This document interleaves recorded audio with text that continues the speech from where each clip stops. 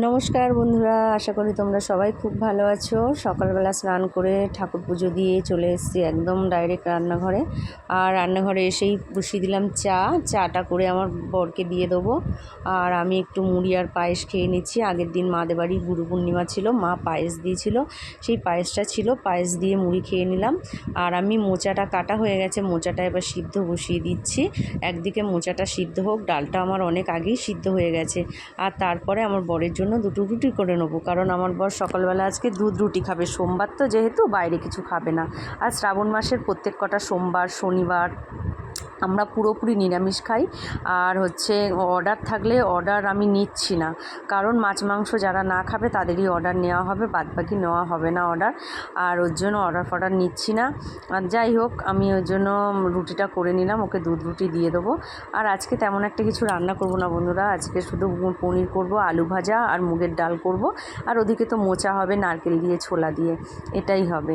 তা যাই হোক, আমার রুটিটাও হয়ে গেছে আর ওদিকে ভাতও হয়ে গেছে। ভাতটা তাড়াতাড়ি করে উবুর করে দিয়ে ডালটা সোমবার দিয়ে নিলাম।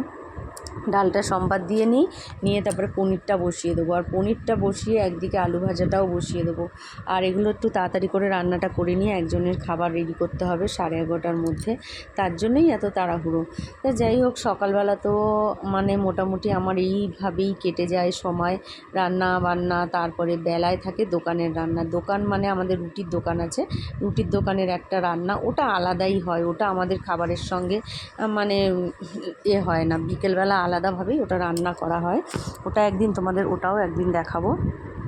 তা যাই হোক বন্ধুরা, আমার তো এদিকে পনিরটা হয়ে গেল। এবার আলুটা ভাজা বসিয়ে দিয়ে আলুটা করে ভেজে নিয়ে বাসন কটা মেজে নেবো। অনেকগুলো বাসন পড়ে গেছে।